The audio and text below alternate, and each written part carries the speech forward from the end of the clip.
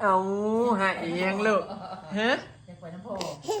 พ่อย่างไปเอาโทรศัพท์ซื้อสิหาย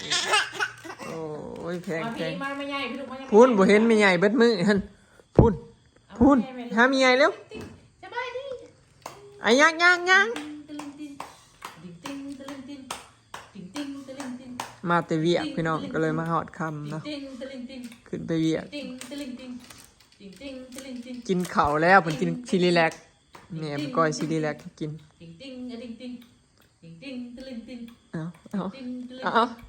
ายืนตัวยืนได้เก่งแท้ๆหน่อยยืนได้เลยชิยางมาห้ามแม่ใหญ่แล้วมันย่างไปยังบกกะปะมือเลยยังบกกะย่างได้2-3 หยกไปนอนแล้วก็หล่อลงอาหาร สบายดีเด้อพี่น้องสบายดียามเด็กๆเนาะอยู่กับอาลีสน้อยถามมีใหญ่ดูมีใหญ่ไปเกี่ยวเข่าเป็นอะไรเมื่อยบ่ถามมีใหญ่ดูลูกเป็นอะไรมีเกี่ยวเข่ามือแรกเมื่อยน่ะมีใหญ่ว่าบ่ไหวปวดกระต้นกระโตแล้วเพิ่นว่าโอ้ย แต่ก็ปวดออกไปเกี่ยวเขาแต่ละปี บัดปล่อยออกไปแบบว่าปวดแข้งปวดขามาบ่ไหวแล้วมือเดียวบ่เอาแล้ว หลายคนน่ะคือว่าปล่อยให้แม่ไปโน่นนี่บ้างถ้าเป็นเราอยากไปเป็นยามอ่ะ เราไปตลอดบ่ได้พี่น้องเราเมื่อยก็เลยบ่ให้เราออกไป ยังคือบริสุทธิ์มันเป็นแล้วนั่น ตกตีน ไปนอนลูกมันเลิกเลย เดี๋ยวกูชุดนี้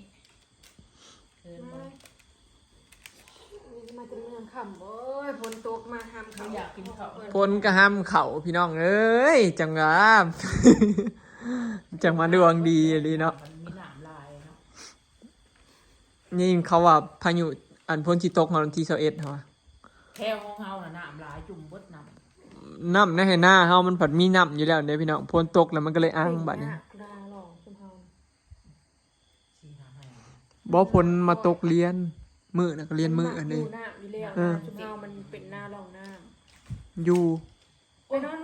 เมื่อย ปีนี้มันฝนดีพี่น้องมันตกตลอดแหละน้ำบ่พอสิแห้งอะนะ กระไดบริสุท เฮา ธิ์สุด เฮาเป่งน้ำนะเฮาเป่งสุดอยู่พี่น้องขุดลงเลิกอยู่แต่ว่าฝนมันตกตลอดแล้วมันก็อังตลอดเด้บ่เคยน้ำบ่เคยขาดหั้นนะ ลูกเมื่อยปะ เอ้าว้าย ไปถูกนะ ผู้สาวก็เห็นแล้วนี่ ตุ๊กใหญ่แท้ ก่อนที่ยืนทองน่ะเป็นเงินนม แม่น นี่สิให้เบิ่ง นมน่ะบ่ได้เบิดอายุเด้อพี่น้อง บ่ อายุมันเบิดน่ะวันปี2027 มันเป็นเอียงเขาเห็นอะไรเขาปอกบ่รอ น่าสิเป็นของปลอมค่อย เขาอยู่ไทย เพราะว่าหันขยะ บ่แม่อยู่ไทยปอกบ่หรือเขาอ่ะ แม่นคืออยู่ไทยกับปลอมอยู่ลาวกับ พี่น้ ป อ ล ง อม เลิกเว้าเพราะว่าคอยกระส่งนมมาให้ลูกกันจนสิใหญ่แล้วแม่ แม่น คอย ครั ส่ บ งเป็นอยู่ตามหลักการของมันนั่นกระนมอุ่นนี่แหละบ่แม่นน้ำเย็นดอกน้ำต้มสุกน้ำอุ่น สดกำลังสิเย็นนะขนาดสดแกงนี่นะแต่ว่านมนี่นะมันเป็นขี้ตะปูอะบานสลอยขี้ตะปูอะ คือพวกที่เตรียมปากพวก บวกชันจกจั่วใครคือเขาสัก แบ แบบ บ ขั้นเดี๋ยวคือเข้า ใครคือพร้อมแผบเข้าใจบ่พี่น้องเวลาใส่จวกคือรถบ่แม่นแบบขี้ตะปูคือเฮาส่งธรรมดานะปกติเฮาส่งนมเฮาบ่ได้แกงเฮาบ่ได้ย่อนะ มันคล้ายๆนมคือแบบว่ามันถืออากาศนั่นเองพี่น้องแบบนี่คือนมเชียร์นะ รอประชงโทงจางทง ผู้ คง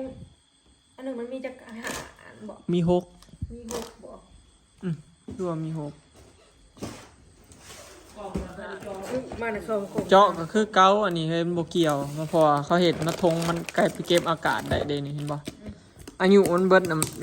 วันที่8 เดือน 2 ปี2027เห็นบ่พี่น้องอายุมันผลิตน่ะวันที่8 เดือน5ปี2025เห็นบ่ยังอีก2 ปีพุ่น นี่เนาะ ติดไว้ก็คือเก่าให้โบเกียว คอยคิดว่าเป็นน้ำมันลิจิมัน บ่เกี่ยวกับกล่องนี่เขาเห็ด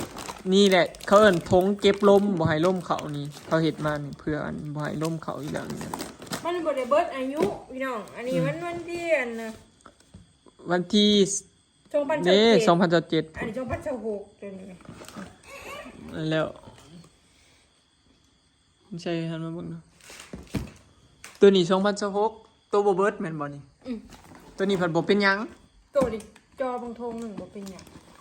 บัดตัวนี้ผัดตัวอันนานเบิดอายุปี2027ผัดเป็น เป็ด ก็สิเป็น ก่อนสิว่ามันเป็นนะมันยัง3ถุงนี่แกไป2ถุงมันเป็นเบิด สรุปมันก็สิเป็นเบิดกล่อง สิให้ว่าได้จ้ะ ตัวนี้น่ะเจ้าแก้แล้วแล้วมันบ่เป็นแมันบ่ แกแล้วก็ส่งกิน เออโอเคจ้ะบ่เป็นหยังอันนี้ถิ่มไป พี่น้องคงปอม บ่กล้าให้ลูกกินดอกพี่น้อง คงปอมนะพี่น้องข้าวสิไข่ต่อกัน บ่ใครคือกันเบิดทงเฮาแกะไปซองเลยเนาะมันคือกันเบิดซอง เบิ่งพี่น้อง AG6 Go กินลองเบิ่งดูหน่อย เปลี่ยนอีกเลยนอนมันนอน บ่ฮู้ว่าเบิ่งนั่นได้พี่น้องจักว่าฮู้ว่าของปลอม มันก็สิเป็นอันนี้มันก็สิเป็นของปลอมคือว่าจักเนาะ เบิ่งบ่เป็นดอก เบิ่งบ่เป็นดอก สื่อไทย นี่แหละพี่น้องสาเหตุที่เป็นหยังเฮาจังไปซื้ออยู่พุ่นบ้านฝั่งลาวเฮาแห่งบ่ให้เว้าพี่น้องของปลอมแทบสิบ่เห็นของแท้อันบ่ไปซื้อฝั่งไทย มันบ่แม่นดอกว่าของปลอมเพราะว่า ถึกมันเถื่อมันเสีย เนี่ยมันซื้อ แต่ถ้าทำอยู่เขาเขาเห็น ซื้อในบ้านเฮาฮ้อนก็ฮ้อนจักก็สาเหตุหยังพี่น้องก็คือกล่องนี้เฮาซื้อเท่าใดวะ บ่ฮู้มาบ่ฮู้สาเหตุพี่น้องความหมายง่าย แม่นบ่ฮู้ เพราะว่า เฮาก็เก็บไว้ดีอยู่เด้เฮาก็ไว้ในนี่พี่น้องเฮาก็บ่ได้นั่นเนาะเฮาก็บ่ได้ไปไว้บนอื่น มันเสียแล้วกระเทือนแล้วเนาะ ลองส่งมา นี่มันสิเป็นอันนี้เนี่ยข้างในนะ เอามาเบิ่งด้วยเนื้อมันอย่าคือถืออากาศนี่มันคือเป็นก้อนโคลเคเลอยู่วะเขาบ่อยากเป็นผง พอบริหารได้กินแล้วอันชุมนี้นะพี่น้อง มันบ่อยากเป็นผงเนาะมันบ่อยากเป็นฝุ่นไหมแต่คล้ายๆคือมันชื้น อันสิส่งให้เบิ่งเด้อพี่น้องพิสูจน์ พอแล้ว เพราะว่าอันนี้เราบริหารอันที่กินแล้ว ผู้ใดเคยเจอพี่น้อง คันให้มากระทงอื่นเด่น ว่า กินรสไหม มาตดปูดอีแม่แล้วว่าลองซิมมึงแล้วเราอะเราตด มันมีเจ็ดขายคลุมเขา โอ้ยมันอืดเถอะ พลานกินบ่ได้กินเถื่อคือชมคือกินน้ำเบิ่นแล้วอาจจะกินอยู่บ่ถิ่นนึง อีแม่มาลองส่งมึงแล้วบ่อยอีแม่มาท้องอืดท้อง อันนี้เดี๋ยวชิดามาอีกเพราะว่าชะลอบริเก็บผักซาไว้นั่นนี่ดอกชะลอมีกล่องเก็บนม เฮากล่องแบบเก็บอากาศได้พี่น้องบ่ให้อากาศ แต่ว่า เข้า มันเสียแล้วก็เลยถิ่มไปจังสี่เลยเนาะ ปกติมีกล่องเก็บต่างหาก จะให้ดู แต่ละมือของกระซ่องแล้วนี่เลย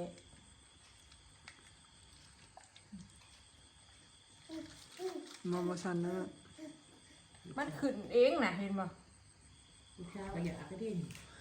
เขาแกล้งค่อยมันก็ขึ้นนะความหมายนะพี่น้องมันขึ้นคลองกวกนะเห็นบ่ ถ้าแกงแห้งเปลี่ยนบ้างมันนะ แต่ว่านมอันนั้นเขาแกล้งแห้งแบบนี้บ่ได้ขึ้นได้ขีดตะปวกบ่ได้ขึ้นแบบนี้ได้ข่อยชาติดเบิ่งแล้ว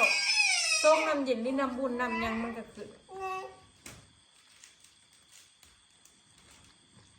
เฮาลูกเฮากินแล้วท้องอืดพี่น้องเฮาก็เลยบ่กล้าเสี่ยงให้กินเฮาก็ถิ่มซะ และนมอันนั้นน่ะข่อยก็ลองเบิ่งแล้วทรงแบบนี้เดี๋ยวเอ้ยสมมุติว่าเฮาเขย่าแบบนี้พี่น้องและอันนมอันนี้มาเขย่านมอันนี้เป็นพองแบบนี้ นี่ มันเสียบ่ฉะนั้นอยากถามว่าใครเคยแบบเจอปัญหาแบบว่าเจอแบบนี้เนาะมันเป็นพองบ่พี่น้องนี่นะ แต่ว่าบอยเคยเจอกับสลอยเลยพี่น้องเวลานมมันชืดมันถึงอากาศมันก็สิเป็นแบบนี้แหละเห็นบ่ตอนเราไปโรงพยาบาลเลยเฮาอัดบ่แน่นแล้วมันถึงอากาศมันก็สิเป็นแบบฟองลายแล้วนี่พี่น้องแต่บ่ฮู้ว่าสาเหตุอื่นมีบ่นอกจากแบบสาเหตุที่มันเสียก็นั่นแหละ มัน เสียย่างกินเลยโค้งจุบีมันกินเลยนะ มันตกเลยอย่าเอาให้ร้าน กันเสียมันก็ออกสมๆแบบได้กลิ่นนะได้กลิ่นหูรสนะครับมันเสีย บ่เสียแต่มันมีแก๊สและมันมีฟอง คันยังให้กินก็มีแต่วิธีเดียวน่ะส่งแล้วบ่พาให้กินตัวนี้ กินรับเลยเดี๋ยวบัด ตรงปะให้ฟองมันหายไปก่อน เอามาแซวให้น้ เพราะว่าปกตินมเฮาก็บ่พาให้กินเด้อพี่น้องเฮาก็ยาวแล้วให้ฟองมันหายให้อากาศมันออกเขา ำมันบ่หายเป็น3นาทีพุ่นยังบ่หาย คันบ่หายก็กินบ่ได้แล้วมันมีอากาศก็สิตดอยู่ซั่นนะหยุ่งท้องนะ ข่อยว่ามันซื้อ พอเอาส่งนมให้ลูกบ่แม่นเฮาสิป้อนได้เด้อพี่น้องเฮาต้องถ่ายมันฟองลงได้ปกติเนาะบ่ให้มีฟองว่าซั่นซะ ต้องเฮ็ดตามหลัก มันมีอากาศแล้วมันสิท้องอืดขนมบ่เสียก็ได้เสียดายพี่น้องนั่นแหละ ให้คำแนะนำข่อย เหลือ เนาะ สี่ โอ้ยทำหอนลวก เอาในใดดีพี่น้อง มันโตกก็เก็บได้อย่างอม เอกยี่หกสลอยเพิ่นชื่อมากกับบริเฮงเลยชื่อมาหวังวันที่20ป้ายเนาะเฮ้ย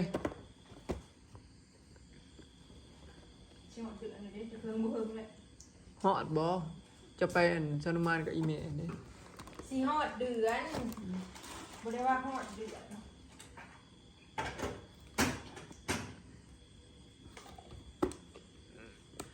กับบ ซื้ อ อ ล มาสองกล่อง วันนี้เฮาก็เคยไปซื้อมาแล้วพี่น้องเทื่อหนึงกับบ่ได้เป็นหยัง พอซื้อมาแล้วเพิ่นขายแล้วมันก็แบบนมมันก็เลยบ่ค่อยเปลืองไง อลิศ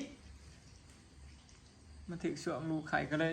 ยังหลายอยู่เนี่ยพี่น้องถ้าแม่นแท้ก็เบิดหลายอยู่พอเอาไปนอนโรงพยาบาลพุ่นบ่อยก็ซื้อนมต่างหาก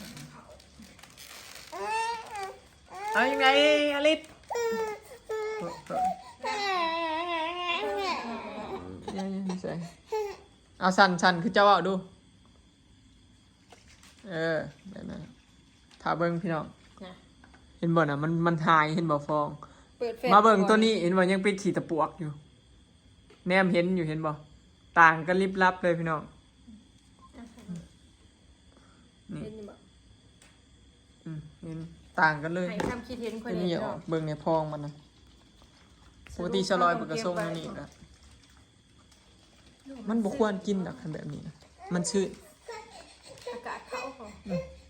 ลงไปในเมืองนะครับ เบิ่งชะลอยเพิ่นส่งก็สั่นแห้งสั่นข่อยก็บ่เป็นพองพี่น้องบ่ค่อยเป็น เข้าก็ส่งจังซี่นะ นี่ถ้าเบิ่งพี่น้องชะลอยสั่นเฮิงๆแล้วเอามาเบิ่งอีกทีค่ะ ถ้าไม่ใหญ่ไปล่างให้โลด มาเบิ่งด้วยบัดนี้เห็นบ่ฟองบ่ค่อยมีเลยแล้วมันก็เศร้าหายไป อันนี้มันบ่หายเลย จุ่มน้ำนะแม่ เห็นบ่พี่น้องมันบ่เศร้าเลยที่มันเป็นฟองอ่ะบ่มีที่ท่าว่าสิบกเลยเนี่ยผู้ใดฮู้ก็แนะนำมาแน่พี่น้องว่าเป็นหย่อนหยังผู้ใดเคยเนาะอันนี้ก็บ่เคยดอกฮะก็เคยเห็นนี่แหละส่งมาลายอันนม2สูตรมานี่ก็บ่ หลาย เค คน ยเห็ น่ะ น เปลี่ยนนมให้น้องกินได้แล้วเปลี่ยนนมเถอะมันต้องเปลี่ยนแล้วเป็นอีกบอกพี่น้องแต่ว่าก่อนสิเปลี่ยนก่อนก็ต้องศึกษาก่อนบ่แม่นว่าสิเปลี่ยนปุ๊บปั๊บเลย บ่ ต้องส่งปดกันก่อน อาลีดกินนม S26 นี่มาหลายกล่องเลยได้พี่น้องมาก็สิมีกล่องนี่บ่ได้เป็นหยังแถมถือพร้อมลูกเฮาก็แบบบ่ได้เป็นหยังอะนะ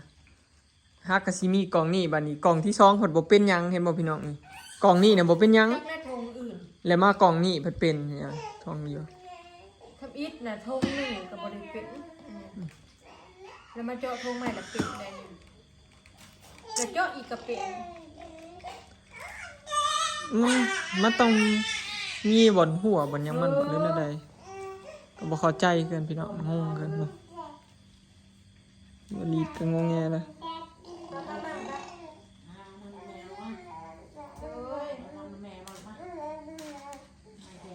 อาลีนก็งอกแงกเลยอยากนอน ไม่กินกินวะ เฮ้ยมืออื่นออกไปฮื้อพันเข่าไว้เริ่มแล้ว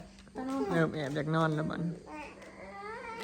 บ้างแมวนอน อาลีได้10 เดือนกับ3 มื้อแล้วพี่น้อง เบิดมึกในอยู่น้ำเฮาจะเป็นอะไร นั่นแหละบอก นั่นนี่ แอบแม่มัน ไอ้ เนี่ย นี่ก็พิษนี่ก็มาถึงใจอันเด็กโอ้ไอ้น้ำชะลอนั่น ทำเบิ่งเด้อทำเบิ่งเด้อทำเบิ่งเด้อปากให้ปาก อันเด็ก แอบแม่ อยากนอนลูกกูอยากนอนป้ามาลูกมาอยู่ในแม่ใหญ่มาลูกมา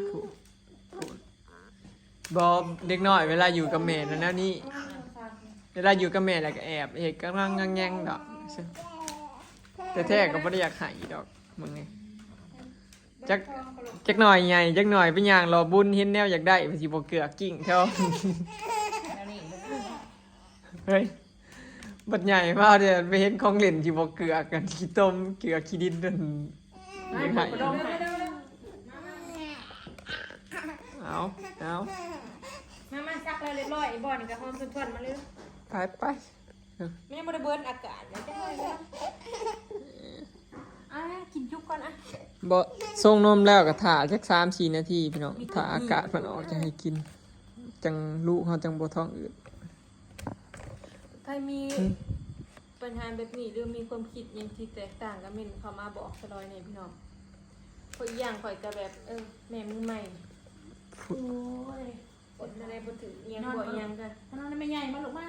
กินมาไม่นั่งกินมา ไปหากินนมนอนเฮ้ยไปเห็นเด็กหน่อยห้องนะใส่เขาเลยได้เพิ่นเขาจนย่านเพิ่น โอ้ยหัวนะ เอา ใหญ่ เขียด มา แบบ กินมา ลองเอากินแล้ว เอากินมาม อัดไว้ดู น้ำเลือกบุกินอีกแล้วเชียร์กันได้ เด็กข้าแม่ใหญ่ก็จะนอนอยู่ได้ค่ะ ผู้สาวเอ้ยผู้ขี้โพก็ออกโอ้จะเป็นคักบ้านนี่ จุกนัด บูฮู้สิย่างก่อนเว้าหรือสิเว้าก่อนย่าง รอรุ่นพี่น้อง เดือน11บาทนี่ฮอด11 เดือน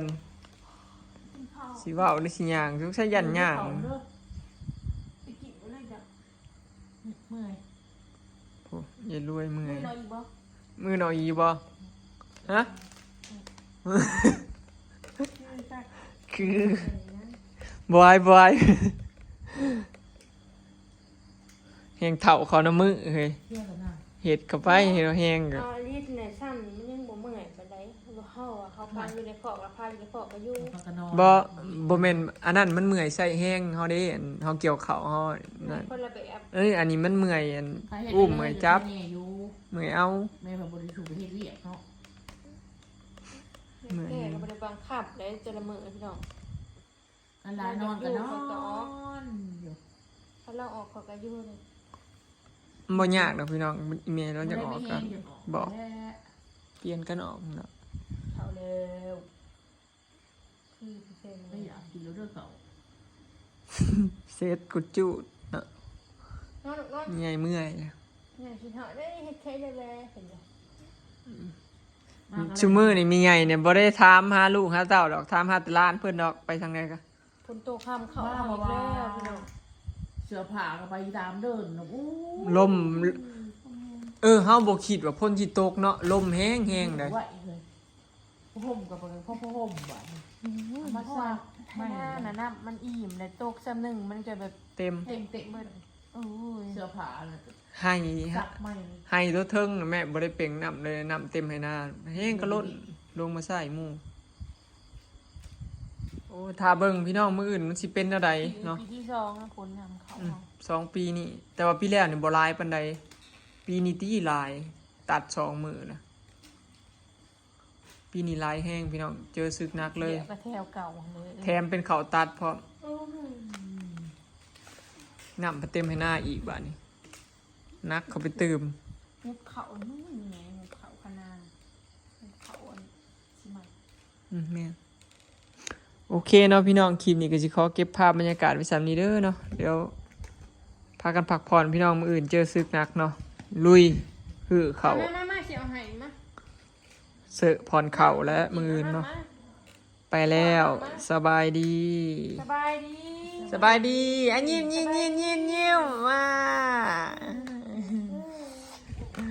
เอาน้ำมาค่ะ